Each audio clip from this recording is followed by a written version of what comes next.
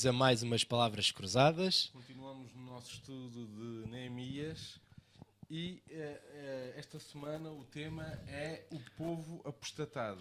É verdade, vamos falar aqui de diversos episódios que aconteceram com Neemias, uma ausência que ele teve, depois quando regressa, faz-me lembrar um bocado quando nós, quem tem filhos, arruma a sua casa, depois ausenta-se, vai ao trabalho, quando regressa ao trabalho a casa está toda desarrumada. Verdade. E parece que aconteceu um bocado isto com Neemias e depois Neemias vai ter que voltar a pôr ordem em casa, digamos na assim. sua casa, não é? É. Fez-me lembrar também Moisés quando sobe ao monte e depois quando desce e num curto espaço de tempo, digamos assim, Exatamente. o povo tinha afastado de Deus, tinha construído um bezerro. Ainda para mais depois de tudo que tinham passado. Depois- Ainda mais parece estranho. não é? Exatamente, Mas é isso mesmo. há contornos que, se conseguimos perceber aqui ao longo da história de Neemias, vamos conseguir ter uma perspectiva melhor daquilo que se passou, não é? Digamos que, entrando já mais no Na estudo lição. desta semana, havia 3 pontos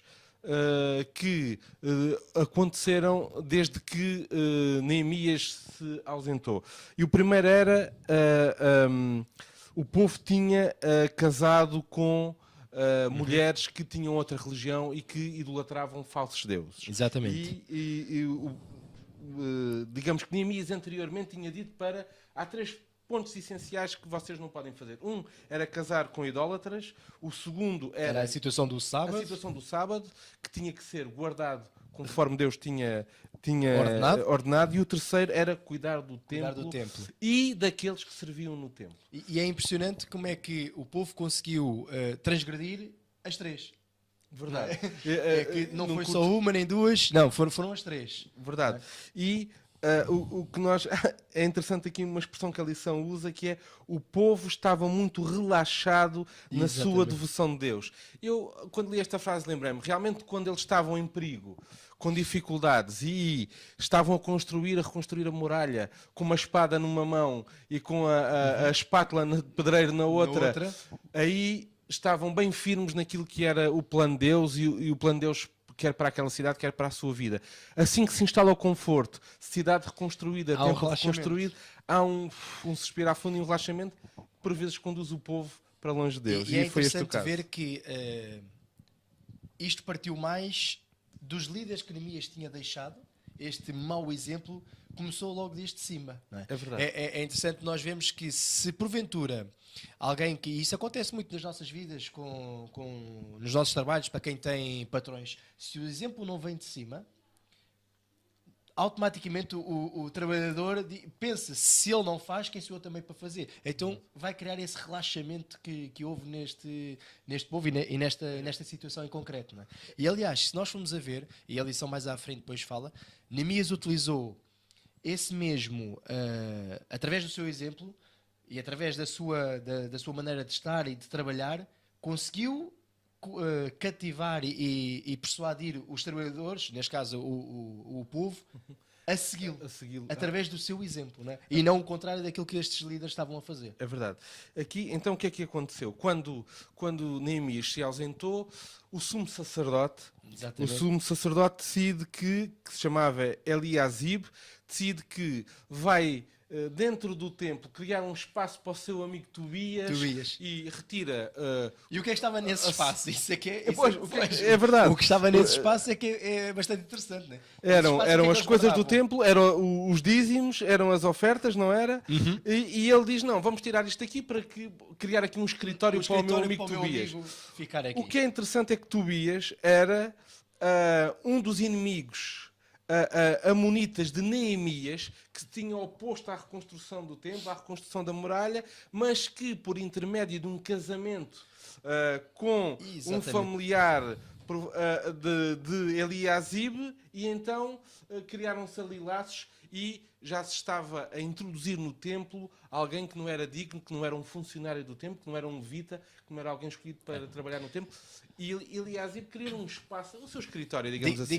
Digamos que, transportando para os dias de hoje, e para ser mais fácil de nós entendermos, podemos ver isto da seguinte forma. Temos Neemias, temos Tobias, que seria uma oposição a Neemias, e depois temos aqui Eliasib, que Tobias casa com alguém da família de Eliasib e utiliza peço desculpa, é a expressão que vou usar, esta cunha para ficar ali com um espaço. Para ganhar o seu espaço. E o que acontece? Vão a um local onde tinha coisas sagradas, que eram as ofertas que traziam para o templo, e retira, como tu disseste bem, e coloca ali um escritório para este... Para o seu compadre, digamos assim. Para o seu compadre, tal e qual. Compadre. E isto tudo acontece quando Neemias não está presente. E ainda mais, havia outro adversário de Neemias que se chamava Sambalat, que era o Uronita, que tinha uma filha que se tinha casado com o neto de Eliasib. Portanto, este círculo de intriga contra Neemias, que pela oposição direta anteriormente não surtiu efeito, agora através de laços familiares, de pactos familiares, começava a instalar-se até mesmo dentro do templo, e Neemias não podia pactuar com isto. E depois o que é que vai acontecer na história? Neemias regressa e depara-se com esta situação. Eu imagino como é que Neemias, ao voltar, como é que vê... Ao abrir a porta da sala das ofertas, e vê como... Exatamente.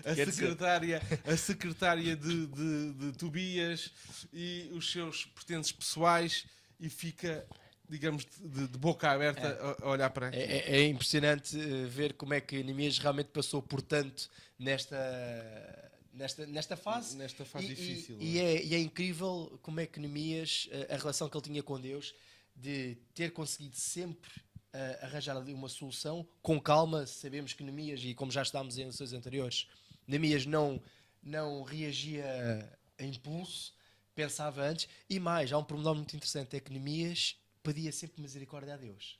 Verdade. Verdade. Baseava-se na misericórdia de Deus. Na misericórdia, ele pedia e dizia, muitas vezes dizia, para não se esquecer dele.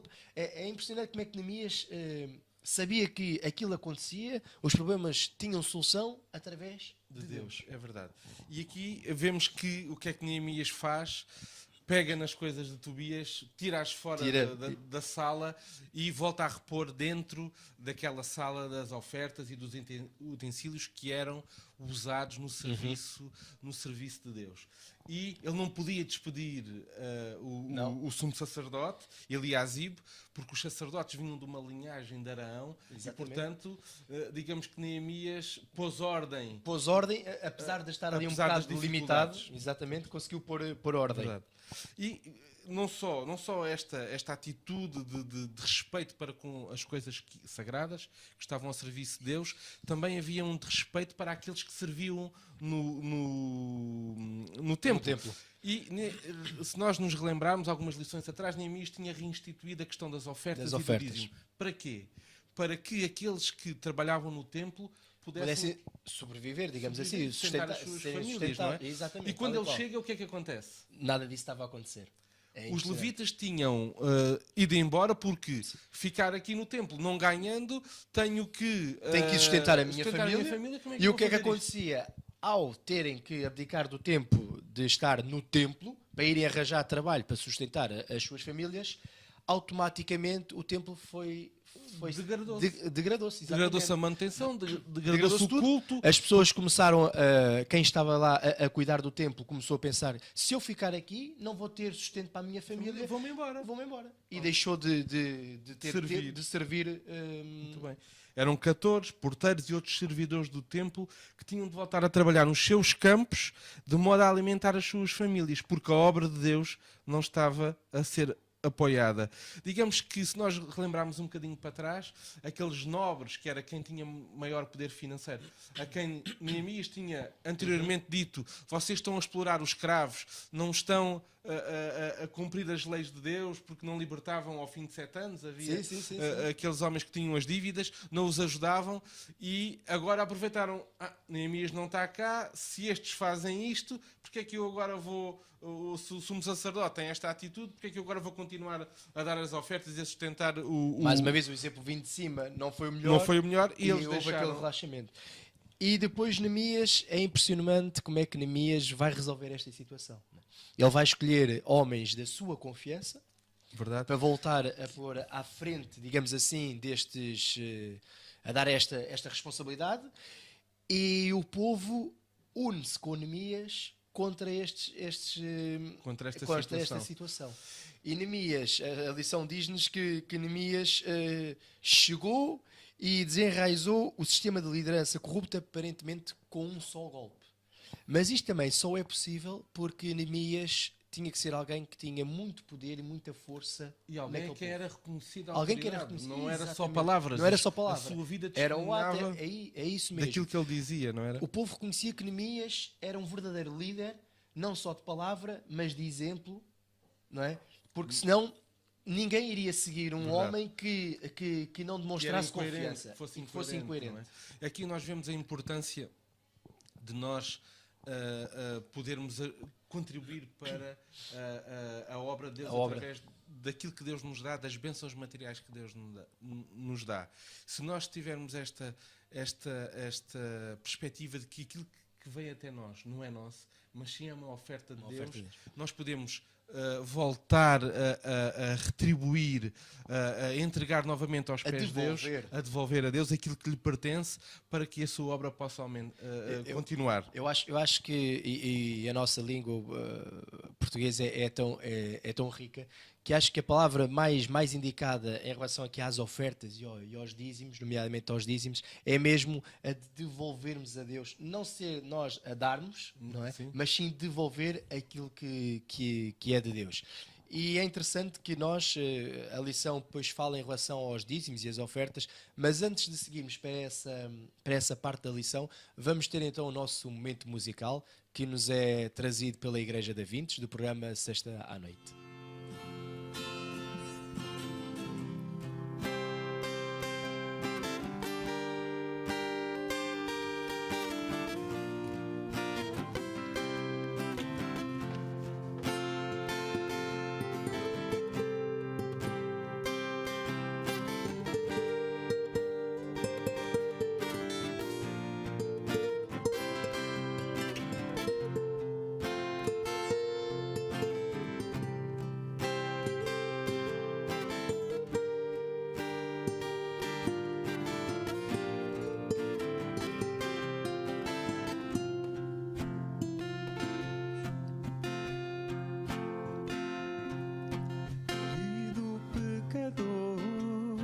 Ouvi tua oração, quero dar-te meu amor, quero dar-te meu perdão.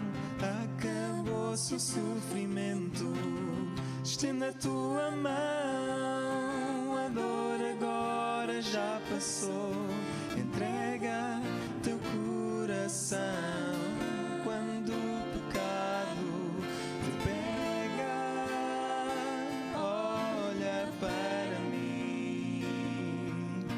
O meu amor não tem fim, por mais assustador que seja Satanás, é sempre possível voltar atrás. Quando o pecado te cega, olha para mim. O meu amor não tem fim, não tem fim.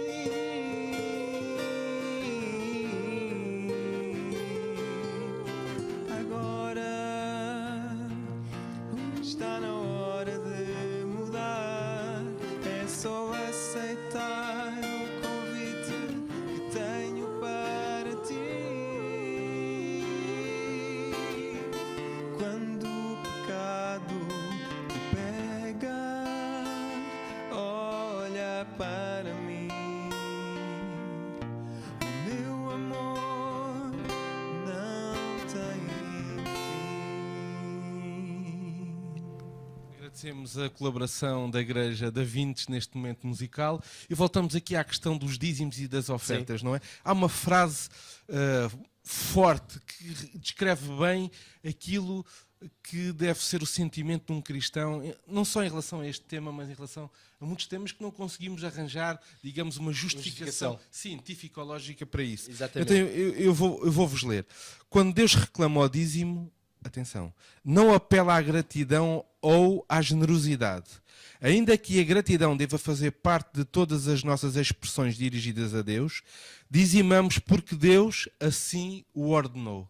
Digamos que aqui Deus não justificou o porquê, mas mais à frente nós lemos neste mesmo dia da semana que sem dízimos e sem ofertas não haveria evangelismo. Nós não estamos a enriquecer Deus, não é? Deus é o Deus do universo, não precisa do nosso ouro, nem da nossa prata, nem do nosso dinheiro para nada. E é interessante nós vermos aqui esta situação do dízimo e das ofertas, porque, e seguramente que isto acontece algumas vezes connosco, é que nós, e esquecendo agora um pouco os dízimos, quando nós pagamos os nossos impostos, a maior parte das pessoas, se nós perguntarmos se concordam, vão dizer que não.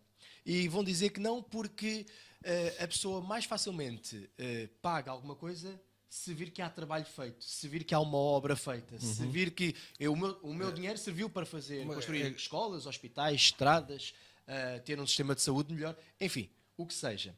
E quando nós damos por obrigação, como são os nossos impostos, quando nós damos por obrigação e não vemos nada feito, se não vemos nada, a nossa revolta é ainda maior.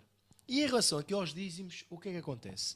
Por vezes nós, quando damos o dízimo ou quando damos uma oferta, ficamos chateados por não vermos a obra avançar ou por não termos o resultado final.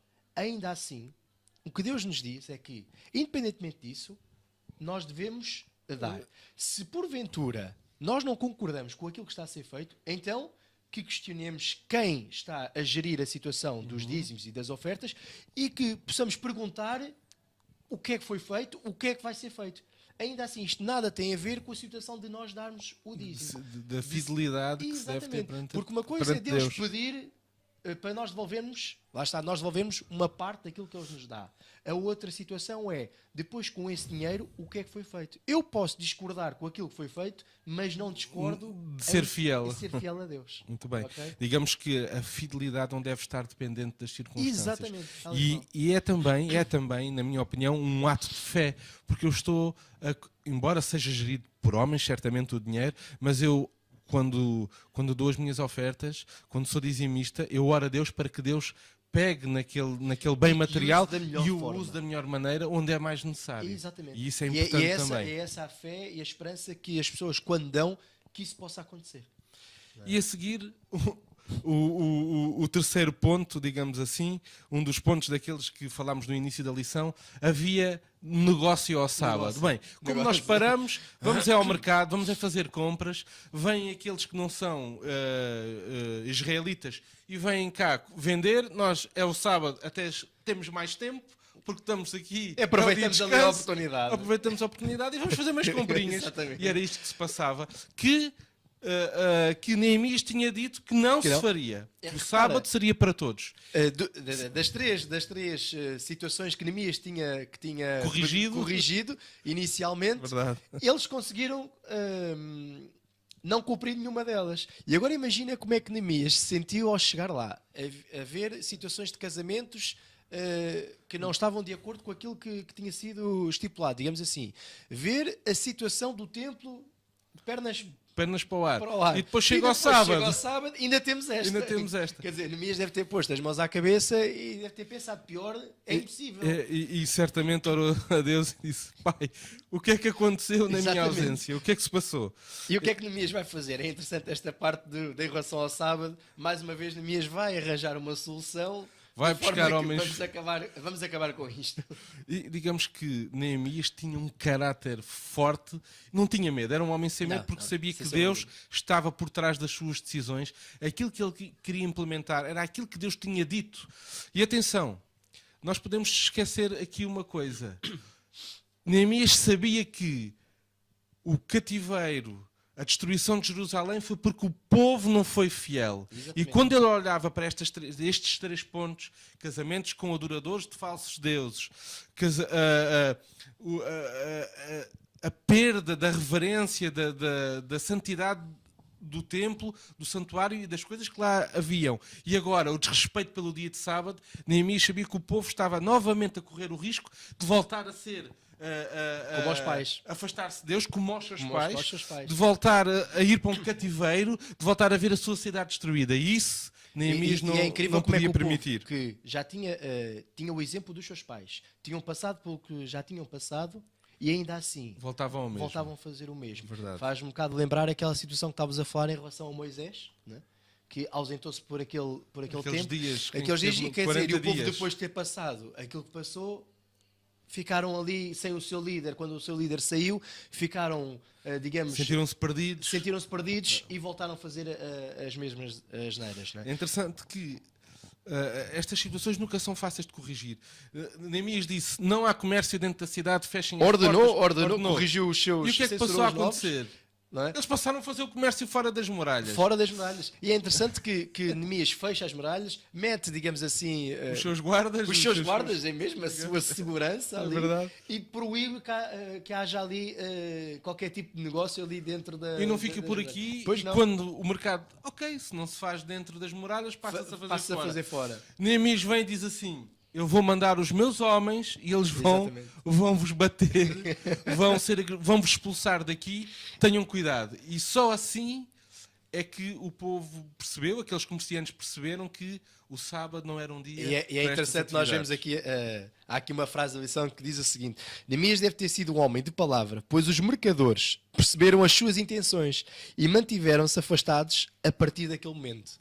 É impressionante como é que este homem, ele podia ter ficado só por ali pelo templo, mas não, vai lá e diz: atenção que vocês não vão fazer isto aqui, porque eu vou mandar, como estavas a dizer, e bem, vou mandar os meus homens. E repara que aqui nem houve negociação, nem nada, nem houve ameaça da outra parte. Não havia concessão, pronto, ok. Aquilo um parecia um sábado bocado cada que... vez, Exatamente. de Quer 15 dizer, a 15 dias, ou uma vez por mês.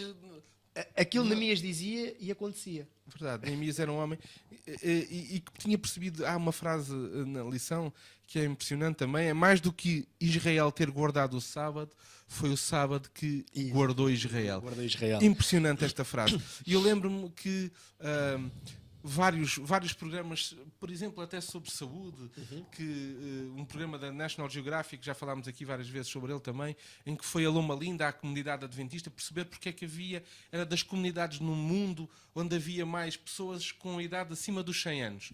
E uma pessoa muito conhecida, o Dr. Oz, passou uma série de dias com os adventistas em Loma Linda, e ele depois vai ao programa da Oprah e ela pergunta-lhe: mas o que é que tu encontraste nesta comunidade? E ele dizia: bom, para além das refeições serem vegetarianos, da alimentação, do estilo de vida, há uma coisa que é impressionante. E ela dizia: o quê? É o sábado. Eles juntam-se todos ao sábado, fazem refeições em comunidade, põem de lado os problemas que têm. Aquilo impressionou-me. Reparem, estamos a falar de um cirurgião cardiotorácico que o mais impressiona não foi os alimentos, não foi a dieta, não foi o exercício físico, foi eles pararem e estarem juntos em torno de Deus e uns com os outros no dia do sábado. Isso faz-me lembrar um episódio que aconteceu quando eu estava na faculdade, no meu primeiro ano, e tive um exame que iria ser ao sábado. E era um exame de direito e eu tive que ir falar com o professor a explicar a situação, para que é que iria faltar ao exame. E expliquei, e é engraçado que ele perguntou-me como é que isso acontecia. E eu estive a explicar um pouco o que é que representava o sábado. Não é fácil às vezes nós explicarmos como é que vivemos o sábado, porque se eu for dizer a alguém: eu guardo o sábado, a pessoa não vai perceber o que é guardar o sábado. Isso não... É estar em casa sem fazer nada. Sem fazer nada, mas isso também é o domingo, é o feriado. E a pergunta que ele fez foi se era só aqui, se era só ali na minha zona, se era só em Portugal. E eu disse que não, que nós, adventistas do sétimo dia, expliquei o que era guardar o sábado, mas em todo o mundo, ao sábado, nós fazíamos isto. E a resposta que ele deu foi interessante. Porque realmente é fora do normal nós termos este dia durante a semana, de maneira que possamos estar em união, possamos reforçar os nossos laços, a nossa fé. A lição dizia aquilo que estavas a dizer do sábado para Israel. O significado disto é que o sábado era e continua a ser um meio poderoso para ajudar a manter viva a fé naqueles que, pela graça de Deus, procuram observá-lo e gozar dos benefícios físicos e espirituais que ele nos oferece. Verdade, é uma bênção que Deus nos dá e não um sacrifício que nos é imposto. E é interessante que no final destas 3 lutas, ou no seu regresso, Neemias vai dizer: mas não foi isto que fizeram os nossos pais, os nossos pais, não foi isto que os levou ao cativeiro. Acordem, por favor, acordem, por favor, lembrem-se do passado, daquilo que nos trouxe ao cativeiro, daquilo que fez com que a cidade fosse destruída. Eles, repara, eles já tinham tido o exemplo. Uma coisa é alguém cometer um erro e não saber. Não é? Ou não ter o exemplo de ninguém. Agora eles tinham visto aquilo que tinha acontecido, tinham passado por tudo o que passaram, as dificuldades que tiveram, a reconstrução, o trabalho que lhes deu. Foram anos, as dificuldades que e passaram. Eles depois de estarem no conforto, relaxam-se e parece que deitam tudo abaixo. Exatamente. É interessante. Eu não acho que as dificuldades sejam obrigatórias para nos aproximarmos de Deus ou termos uma relação com Deus. Mas o conforto leva-nos a centrar em nós mesmos e a perdermos a noção de que temos um Deus ao nosso lado. Quando deveria ser exatamente o contrário. Quando nós estamos confortáveis, quando estamos com a vida estável, temos mais possibilidade e mais oportunidade e disponibilidade para ajudarmos os outros. Só queria realçar aqui um ponto. Esta questão do povo não poder casar com pessoas não era porque eram de outra raça, tinham uma cor de pele diferente. Era porque, reparem, habitualmente era sobre o casamento de um homem israelita com uma mulher pagã de outro povo. E porquê é que Deus disse isto? Deus não gostava dos outros povos? Claro que gostava. Não, claro que gostava. Deus sabia que quem era responsável na família pela educação religiosa dos filhos eram as mães. E Deus estava a tentar retirar o povo de uma situação apóstata, de cativeiro, e a recuperar o culto ao verdadeiro Deus. E Deus sabia que se estes casamentos continuassem a acontecer, era muito mais, não era possível renovar este culto verdadeiro em Israel. E daí Deus ter dado isso. Deus nunca fez acepção de pessoas, nunca rejeitou ninguém. Deus é o Deus da humanidade, de todo o povo. Bem pelo contrário, e hoje em dia, rejeição, igualmente, Deus quer salvar todos. Não se perca nenhum, que todos o aceitem como Salvador. Estamos a acabar a nossa lição, o tempo voa, e fazendo um resumo aqui da lição desta semana, porque é sempre interessante, nós podemos, depois no final, conseguimos ter uma linha, podemos perceber que Neemias estava ausente, quando volta, vê o templo com corrupção, pessoas a denegrirem a imagem, denegrirem o templo, digamos assim, a não respeitarem o sábado. Neemias coloca ordem no templo, coloca ordem na situação das ofertas e dos dízimos, coloca ordem na situação do sábado, em que volta a pôr lei e ordens para que todos pudessem cumprir, e depois no final volta a dizer para as pessoas olharem para o exemplo dos seus pais, para não cometerem os mesmos erros. No fundo, a Bíblia é um livro que nos aponta para o passado e também para o futuro, mas essencialmente no passado, para nós aprendermos com aqueles que, como nós, seres humanos, tiveram dificuldades, passaram por problemas, tiveram lutas e tiveram sempre Deus ao seu lado, Deus sempre a tentar que eles voltassem para a sua presença, para que Deus os pudesse abençoar verdadeiramente. Chegámos ao fim da nossa lição. Antes de nos despedirmos, e como estamos numa época bastante especial, desejamos a todos um bom Natal, umas boas festas, e que possamos continuar a ler a Palavra de Deus e claro, seguir o nosso canal no YouTube, nomeadamente as Palavras Cruzadas. Uma boa semana para todos. Até à próxima.